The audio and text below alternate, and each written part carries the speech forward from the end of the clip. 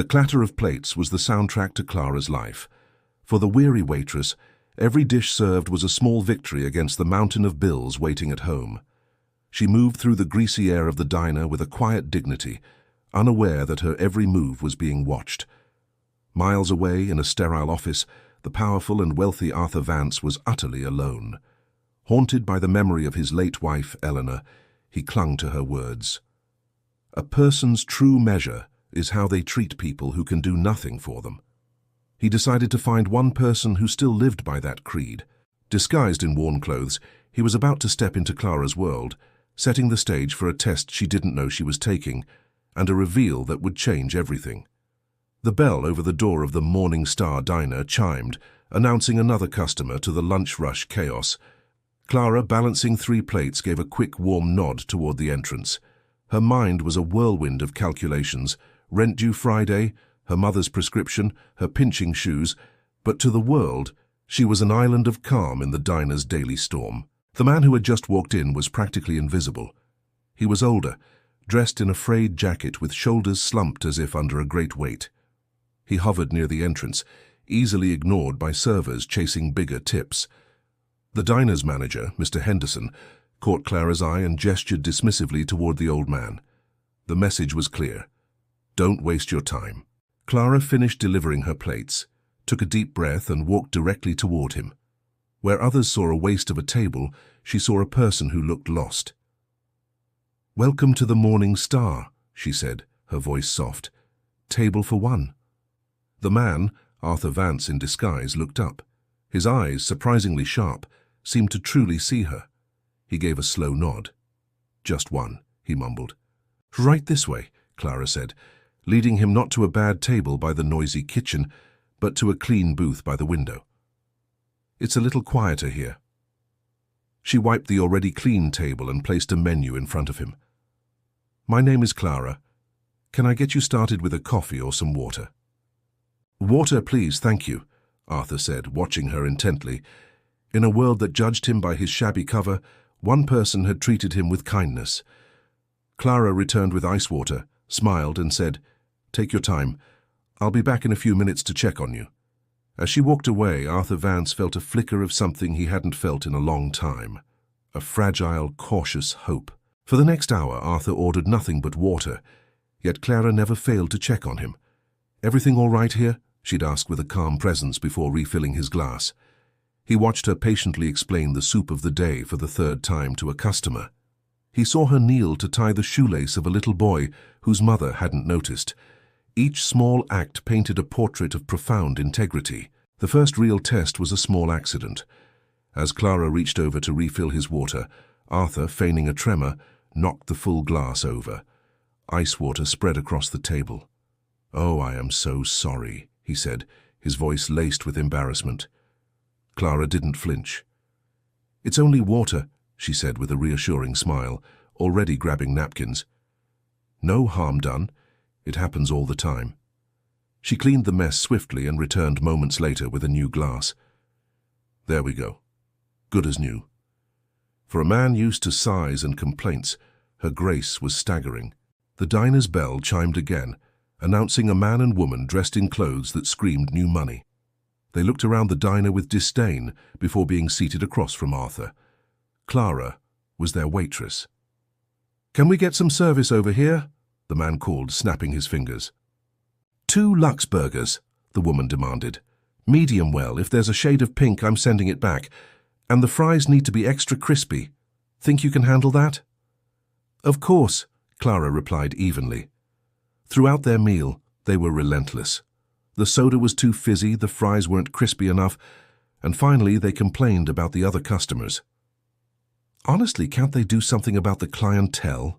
the woman said loudly, casting a disgusted look toward Arthur. "I'm losing my appetite just looking at that old vagrant." Clara, who was refilling their drinks, stiffened. She turned around, her professional smile locked in place, but her eyes held a protective fire. "All of our customers are welcome here, sir," she said, her voice low but firm. "We're happy to have him." "Happy to have him? He's bad for business?" the man shot back. "People like that should eat at a soup kitchen." Mr. Henderson scurried over. "Is there a problem here?" he asked the couple. Yes, the woman said. Your waitress is defending him, she said, hooking a thumb toward Arthur. Henderson's face soured as he marched to Arthur's table. Listen, pal, he began with condescension. You've been sitting here for over an hour. You need to order a full meal right now, or you need to get out. The diner went quiet. Everyone was watching.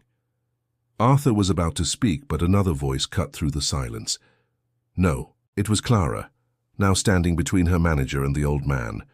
Excuse me, Henderson sputtered. You will not speak to him that way, Clara said, her voice trembling with conviction. He is a customer, and he deserves to be treated with respect. I don't care if they order a 3-course meal or a glass of water. That's it, Clara, you're on thin ice, Henderson hissed. Are you really willing to lose your job for this nobody? Clara thought of her rent, her mother, her aching feet. She thought of everything she was about to lose. Then she made her choice. Yes, she said, lifting her chin. I am. She reached into her apron and pulled out the few crumpled dollars she'd earned. If he can't afford a meal, I'll pay for it myself. Get him a bowl of the clam chowder. On me. She placed the money on the table in front of Arthur. It was a pure, self-sacrificing act of kindness. For Arthur Vance, the test was over, and Clara had passed with honors he could never have imagined. A stunned silence fell over the diner. Mr. Henderson stared at Clara, his mouth hanging open. The wealthy couple watched with smug amusement, waiting for the firing. You'll pay for it? Henderson finally choked out with a cruel laugh. With what? Your pocket change? You're fired, Clara. Get your things and get out now. The word fired hit her like a physical blow. The reality of having no job and no paycheck came crashing down.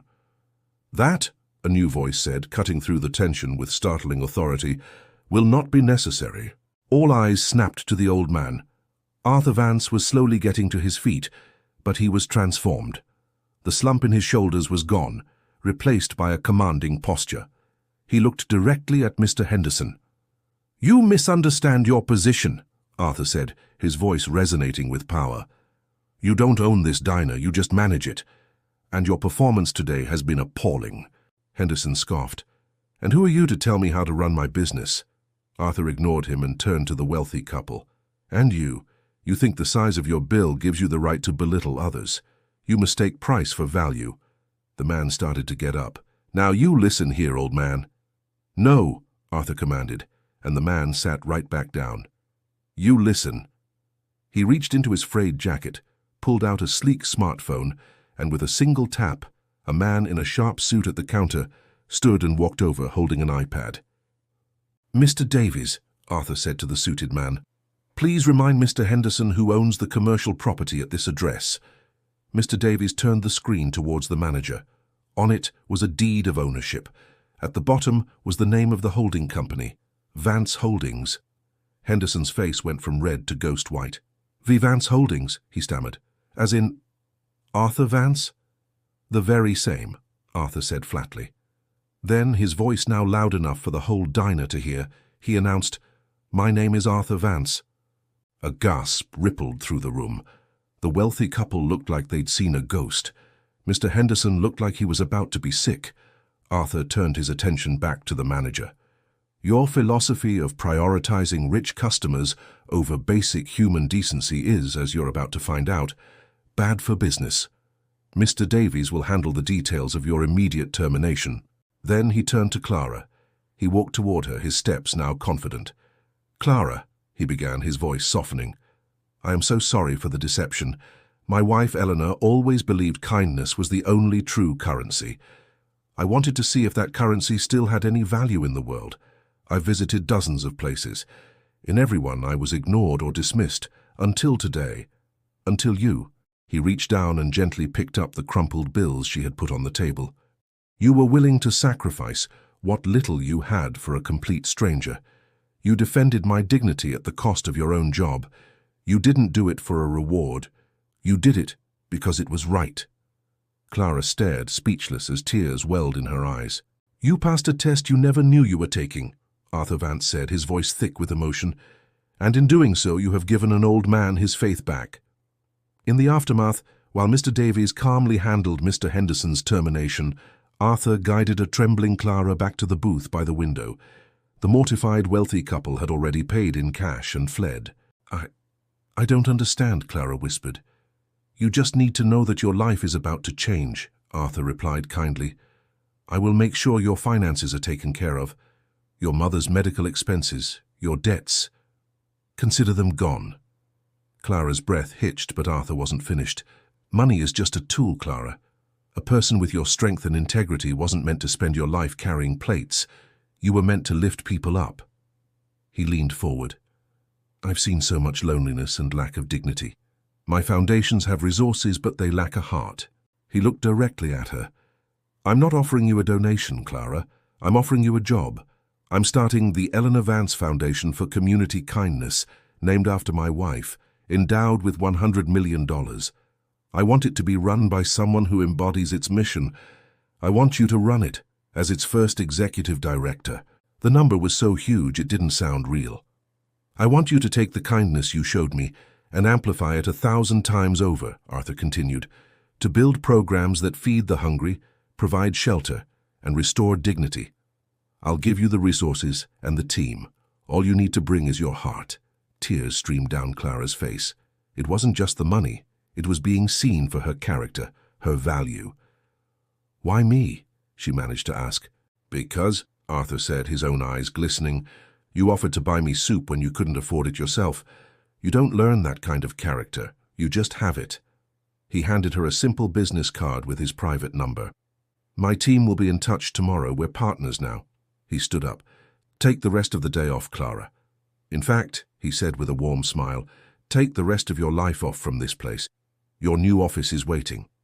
6 months later, the smell of greasy diner food was a distant memory. Clara stood in a professional dress, looking out the window of her new office, the headquarters of the Eleanor Vance Foundation. Her life had transformed. Her debts were gone, and her mother had the best medical care. Her life was no longer about survival, it was about purpose. Clara hadn't changed, though. She wore her new role with the same humble grace. Her first initiative, Dignity Dining, offered free restaurant-quality meals to the homeless, served on tables with clean linens and real cutlery. It was an idea born from her own experience, knowing that respect is as nourishing as food. The door opened and Arthur Vance walked in, carrying 2 cups of coffee. The sadness in his eyes had been replaced by genuine contentment. Saw the news report on Dignity Dining this morning, he said, handing her a cup. They called you the city's angel of kindness. Seems about right, Clara blushed. We're just getting started, Arthur. You've done more in 6 months to honor my wife's memory than I managed in a year, he said gently. You didn't just build a charity, Clara. You started a movement. They stood in comfortable silence, looking out at the city. He had set out to find one good person, and instead found a partner, a friend, and a legacy. The once invisible waitress was now a beacon, proving that real wealth isn't what you have, but what you are willing to give. The story of Clara and Arthur Vance is a powerful reminder that the biggest changes often begin with the simplest choices. The choice to be kind when it's easier to be indifferent. The choice to show respect when others show contempt. Clara's courage didn't just change her life, it changed the life of a man who had everything and a community that had too little. What did you think of Clara's incredible act of courage? Let us know your thoughts in the comments below. If this story touched your heart, please give this video a like and consider subscribing for more inspiring content. Don't forget to share this with someone who might need a reminder that no act of kindness, no matter how small, is ever wasted. Because sometimes a simple glass of water can change the world.